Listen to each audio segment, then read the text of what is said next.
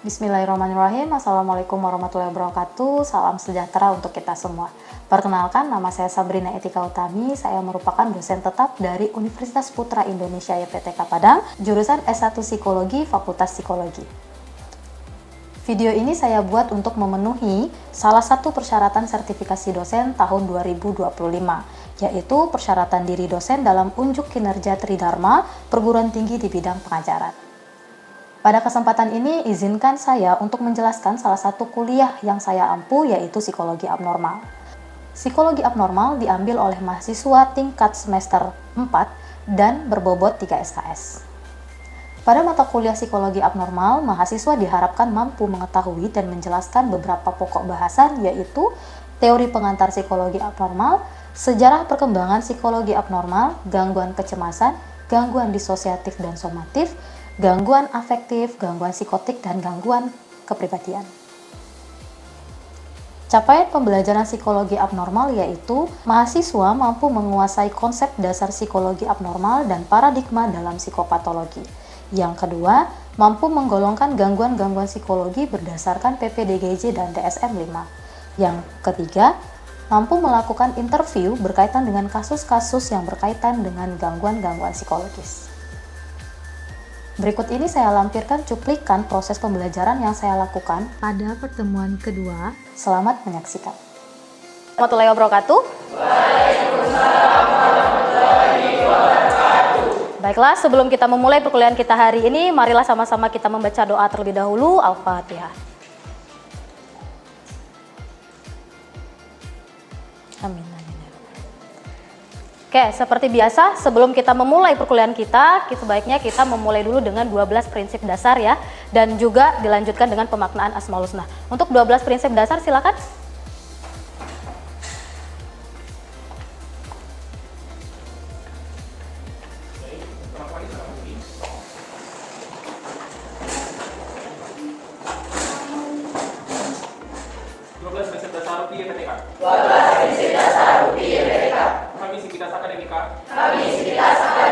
Universitas Putra Indonesia YPTK Padang selalu. Universitas Putra Indonesia YPTK Padang selalu. 1. Menyayangi sesama. Dua. Berlaku jujur. 3. Bertanggung jawab. 4. Menegakkan disiplin. 5. Berlaku adil. 6. Berkolaborasi dan bersatu. 7. Meningkatkan kreativitas. 8. Belajar dan berilmu. 9. Mencegah kemungkaran. 10. Menjaga kedamaian.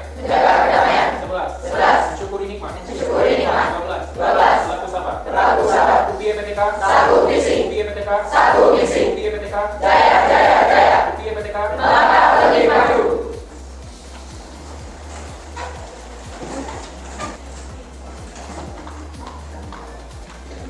Baik, Assalamualaikum warahmatullahi wabarakatuh. Waalaikumsalam warahmatullahi wabarakatuh. Baik, di sini saya akan membacakan pemaknaan Asmaul Husna yaitu Ar-Rahman. Ar-Rahman merupakan salah satu dari 99 nama Allah yang artinya yang maha pengasih atau yang maha penyayang. Ar-Rahman sendiri menunjukkan intensitas atau keluasan rahmatnya bukan hanya kepada umat beriman tetapi kepada semua pencipta muslim atau non-muslim. Dia adalah yang luas dan menyeluruh. Kemunculan Ar-Rahman dalam Al-Quran dan Sunnah Ar-Rahman disebut sebanyak 55 kali di dalam Al-Quran dan bahkan 333 kali dalam basmalah. Allah menyampaikan bahwa dia adalah rahmat dalam surat Al-Furqan dan lain-lain. Dari hadis disebutkan bahwa Allah membagi 100 bagian rahmat dan 99 bagian disimpan untuk hari akhir. Hanya 1 bagian dibagikan di dunia, sehingga makhluk saling berbelas kasih karena bagian tersebut. Sekian pemaknaan dari saya. Assalamualaikum warahmatullahi wabarakatuh. Waalaikumsalam warahmatullahi wabarakatuh. Oke, terima kasih ya. Oke, sebelum kita masuk ke pertemuan 3, kita akan recall sedikit mengenai pertemuan sebelumnya. Teman-teman masih ingat apa saja pembahasan kita di minggu lalu? Membahas tentang apa? Oke, membahas tentang normal dan abnormalitas. Saya pengen tahu dulu, siapa di sini yang bisa menjelaskan mengenai normal dan abnormalitas? Oke, ya boleh? Baik, perkenalkan nama saya Sandra Mali Antara. Baiklah, saya akan menjelaskan sedikit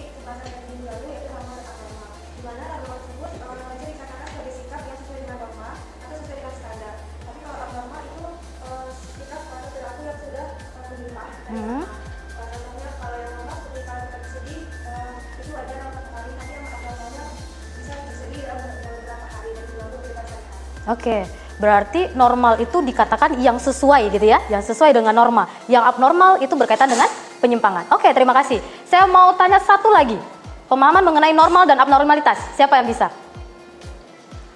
Oke, ya.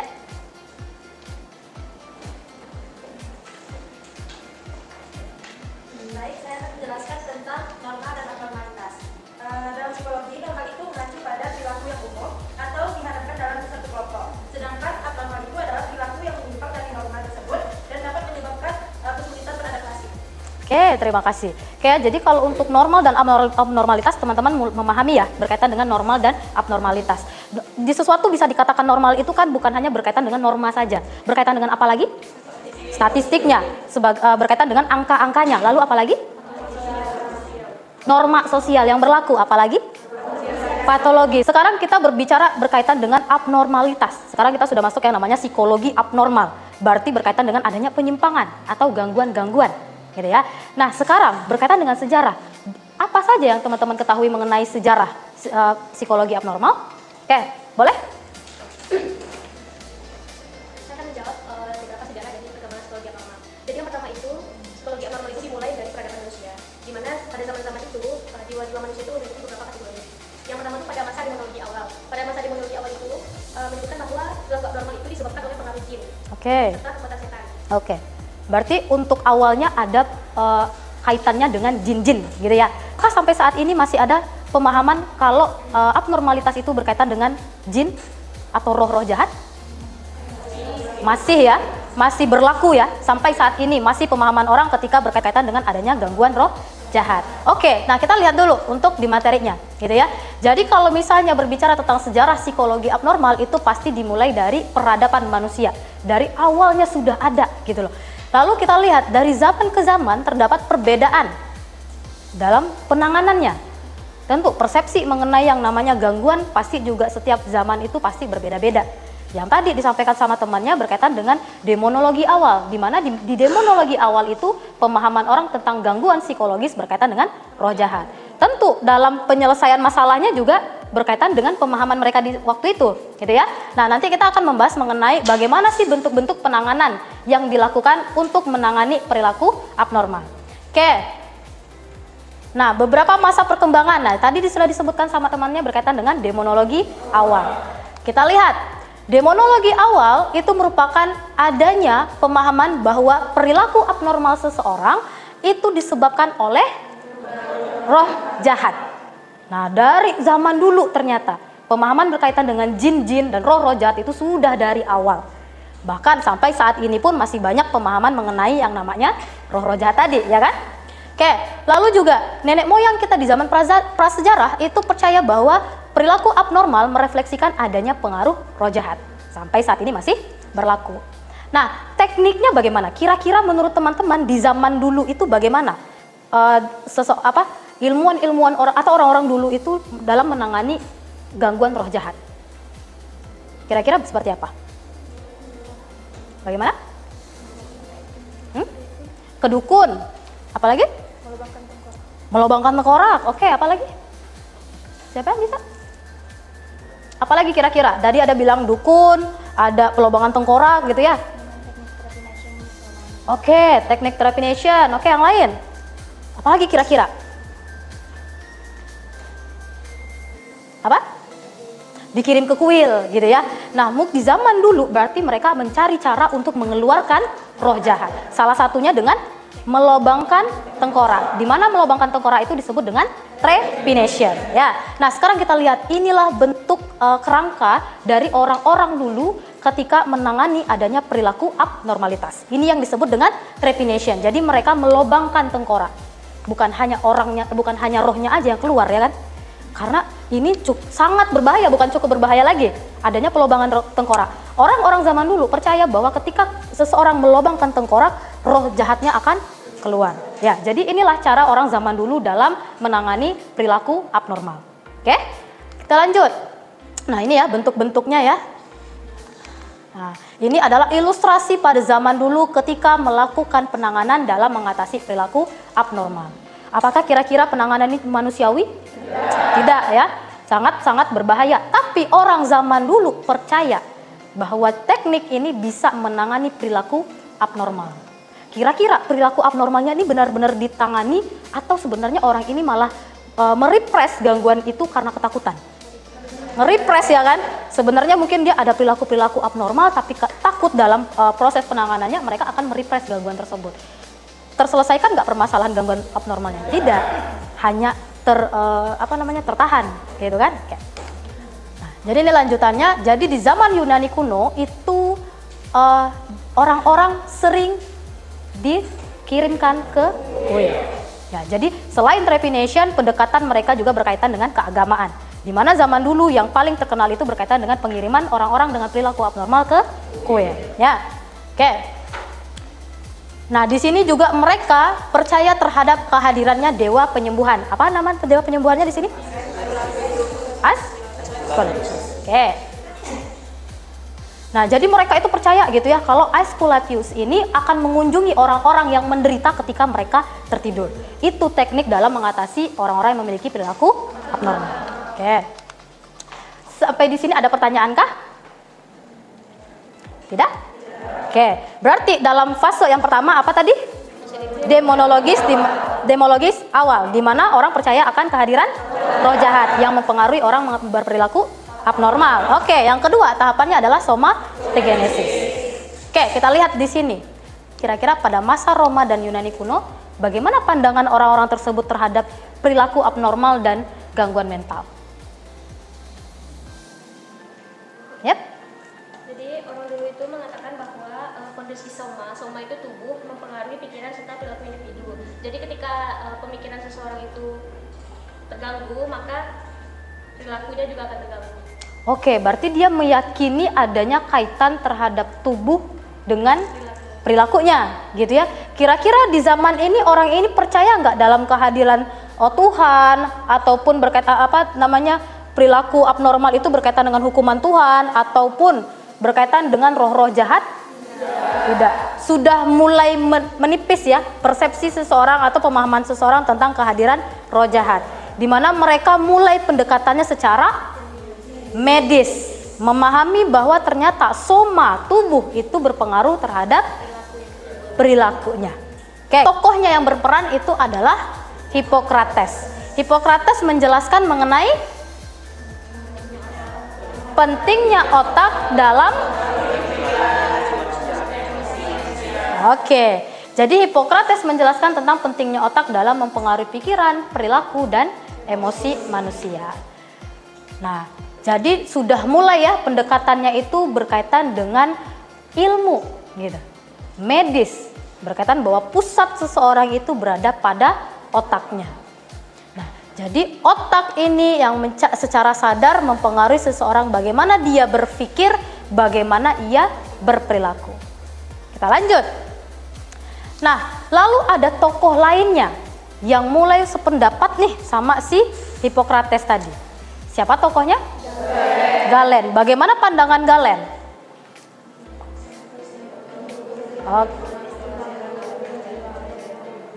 Oke.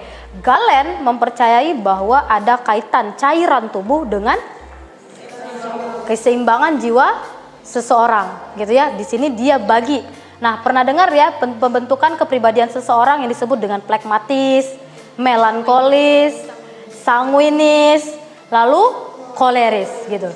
Nah, ternyata itu berdasarkan adanya cairan-cairan tubuh, berkaitan dengan keseimbangan cairan tubuh.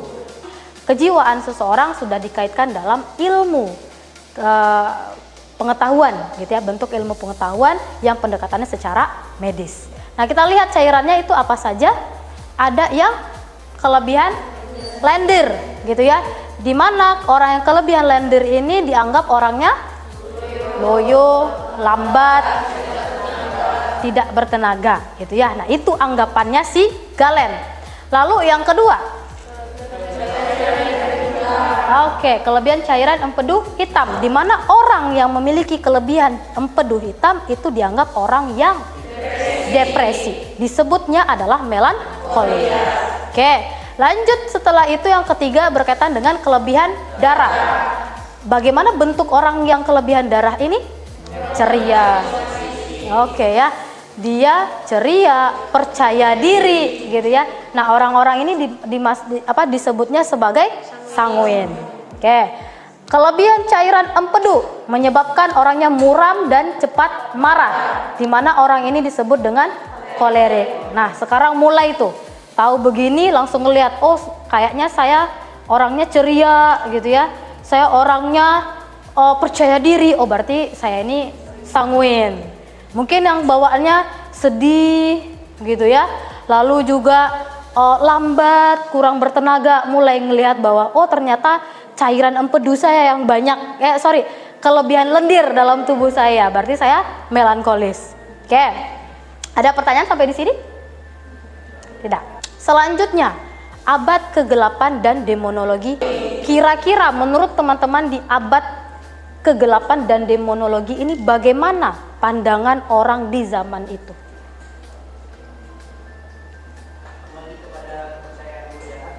Oke, berarti ke abad kegelapan ini, di fase ini mereka kembali lagi dengan kepercayaan mereka di roh jahat, gitu ya.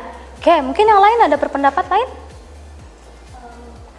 Penderita gangguan mental itu disebut sebagai sihir. Oke.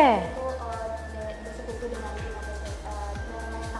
Oke, tadi juga seperti yang kata temannya, abad kegelapan dan demonologi ini kembalinya kepercayaan lama tadi berkaitan dengan roh-roh jahat. Terus ditambahkan sama temannya adanya pemahaman bahwa orang-orang dengan gangguan mental ini berkaitan dengan sihir gitu ya. Oke, apa kira-kira yang menyebabkan munculnya pemikiran itu? Kan tadi sudah mulai, kalau kita lihat pendekatannya sudah mulai bagus gitu ya. Yang awalnya pemahamannya mengenai roh jahat, lalu mulai adanya muncul pengembangan bahwa kalau dalam gangguan mental itu tidak ada kaitannya dengan roh jahat, tapi berkaitan dengan tubuh. Nah, berarti kan pemahamannya sudah lebih bagus gitu kan. Nah, sekarang kembali lagi, kira-kira menurut teman-teman kenapa?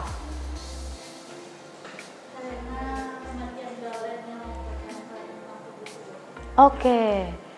Jadi kematian Galen ini menyebabkan orang jadi buta lagi dengan ilmu pengetahuan gitu ya. Oke, kita lihat. Betul kata temannya, kematian Galen itu mempengaruhi bagaimana seseorang itu mulai kembali lagi percaya akan pemahaman yang namanya roh jahat itu dikaitkan dengan yang namanya gangguan mental atau perilaku abnormal. Oke. Nah, ini disebut dengan the dark age gitu ya. Ini adanya fase kelam gitu ya, di mana kalangan gereja dan Kristen meluas pengaruhnya. Gangguan mental kembali dihubungkan dengan pengaruh spiritual dan supranatural. Kira-kira penanganannya bagaimana?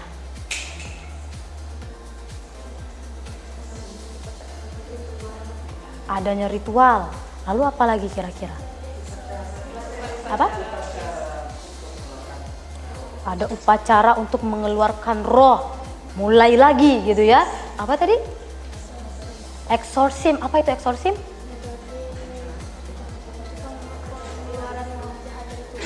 Oke, mulai lagi mengeluarkan roh jahat dari tubuh.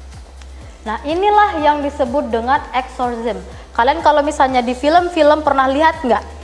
Film-film luar negeri biasanya kalau film horor pasti menggunakan ini, ya kan? Yang namanya dipanggillah pendeta, lalu penggunaan air suci dan segala macamnya, ya kan? Oke, nah para pemuka agama pada zaman itu melakukan suatu upacara untuk mengeluarkan roh jahat. Kembali lagi kepercayaannya bahwa seseorang berperilaku itu karena roh jahat. Oke, nah juga ada pemahaman bahwa penderita gangguan mental itu juga dikaitkan dengan sihir.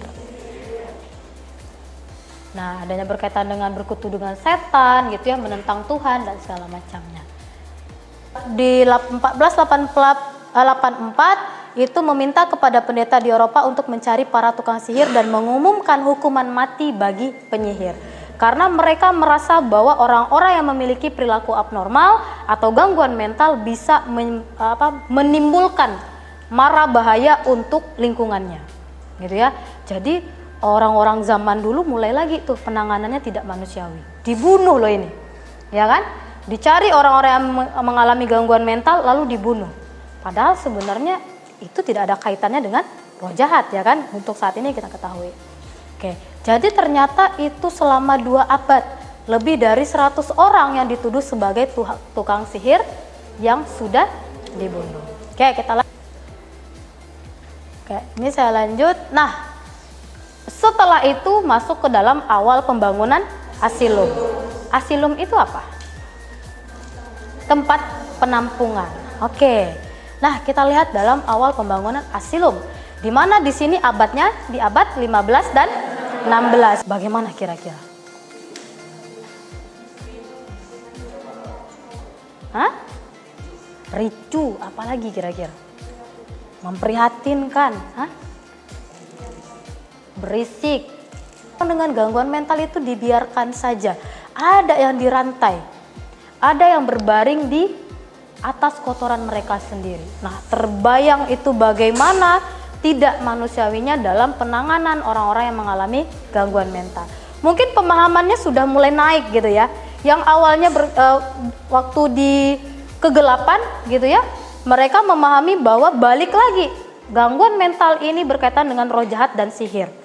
Mulai lagi mereka coba penanganan secara magis gitu ya, pembunuhan, pembantaian dan segala macamnya. Di abad 15-6 mulailah untuk membuat Asilum. Mulai ada agak kesadaran gitu ya, mulai sedikit manusiawi, merasa bahwa orang-orang dengan gangguan mental ini cukup dipisahkan saja dari sosialnya. Tetapi untuk penanganannya masih belum manusiawi, karena mereka dibiarkan aja, tidak ada penanganan. Oke. Nah, kemudian bedlam ini berkembang menjadi hiburan masyarakat. Perilaku abnormal terbayang ya seperti apa ya, itu yang mereka jadikan tontonan kepada masyarakat. Oke, lalu kita lanjut. Nah, disinilah adanya namanya gerakan reformasi, the incense as sick. Nah, kita lihat di sini konsep barunya bagaimana? Konsep barunya bagaimana tuh? Katanya ada gebrakan gitu kan, gerakan reformasi. Kira-kira menurut teman-teman gerakan reformasi yang seperti apa? Oke, pemahaman yang tadinya mengabaikan orang-orang dengan perilaku abnormal mulai menganggap orang gangguan mental itu disamakan dengan orang yang memiliki sakit fisik, kan ya? Oke, kita lihat. Jadi di sini konsep baru tentang gangguan dan penyakit mental muncul dalam Revolusi Amerika dan Prancis sebagai bagian dari proses pencerahan. Orang gila mulai dianggap sebagai orang sakit. Penanganannya berarti mulai manusiawi, ya kan? Nah, jadi banyak perubahan-perubahan yang dibawa sama Philip Pinel ini. Mulai dari pembukaan pasung, lalu dalam penanganan mentreatment si pasiennya, lalu juga memfasilitasi. Ya. Nah, jadi setelah beberapa tahun menjalani perawatan yang lebih manusiawi, pasien tersebut dapat pulih, dapat keluar dari yang namanya la biese. Ya. Oke. Pendekatan medis gangguan mental. Kraepelin itu ternyata melabel 2 penyakit mental yang parah yang paling umum, yaitu demensia praecox, yaitu dikenal sebagai skizofrenia, dan manik depresif psikotik. Manik depresif psikotik ini yang sekarang dikenal dengan bipolar. Ya. Oke, sampai di sini teman-teman ada pertanyaan? Ulang lagi dari awal, berarti kalau untuk sejarahnya berapa tahapan itu kira-kira? Ada 4 kan ya? Yang pertama demonologi awal, somatogenesis. Oke. Jadi dalam perkembangannya sendiri ternyata ada naik turunnya. Di mana pendekatan itu sebenarnya orang-orang ada usahanya untuk mengobati tapi dengan cara yang salah. Ada yang terkesannya pemahaman persepsi mengenai gangguan mentalnya sudah oke, tapi treatmentnya yang belum. Sudah jauh membaik ya kan? Sudah jauh membaik, tapi masih ada pemahaman-pemahaman yang masih mengikuti fase-fase lama gitu ya. Masih ada kepercayaan-kepercayaan mengenai yang namanya roh-roh jahat. Kota-kota kecil gitu ya. Tapi itu sudah sangat sedikit gitu. Sudah sangat sedikit karena pemerintah juga mensosialisasikan bahwa dilarang. Jadi Kalau seandainya ada tetangga kita atau misalnya teman-teman tahu, itu juga bisa disampaikan, gitu ya. Oke, saya rasa untuk pertemuan kita hari ini cukup sampai di sini. Nah, untuk minggu depan saya akan memberikan tugas untuk teman-teman untuk memahami lebih dalam mengenai yang namanya gangguan-gangguan psikologis. Sebelum kita memahami gangguan-gangguan psikologis, kita harus paham dulu dong istilah-istilah apa yang akan kita pakai di pertemuan-pertemuan selanjutnya. Ya, jadi tugas teman-teman, nah cari istilah-istilah dalam psikologi yang nanti untuk materi ini akan saya share dan nanti akan kita bahas mengenai istilah-istilah dalam psikologi abnormal. Oke ya? Oke, kalau begitu pertemuan hari ini saya tutup. Terima kasih atas kerjasamanya. Kita ketemu lagi minggu depan. Assalamualaikum warahmatullahi wabarakatuh. Demikian deskripsi singkat dan cuplikan proses pembelajaran mata kuliah psikologi abnormal. Semoga dapat memberi gambaran mengenai pengajaran yang telah saya lakukan. Saya mengucapkan terima kasih kepada seluruh tim penilai dan sertifikasi dosen tahun 2025, khususnya kepada Direktorat SDM, Dirjen Dikti, dan Ristek dan juga Kemendikbud Ristek Dikti. Saya juga mengucapkan terima kasih kepada Universitas Putra Indonesia YPTK Padang, Fakultas Psikologi, rekan sejawat, serta mahasiswa UPI YPTK. Demikian yang dapat saya sampaikan pada kesempatan ini. Apabila ada kesalahan, saya memohon maaf. Saya tutup. Assalamualaikum warahmatullahi wabarakatuh.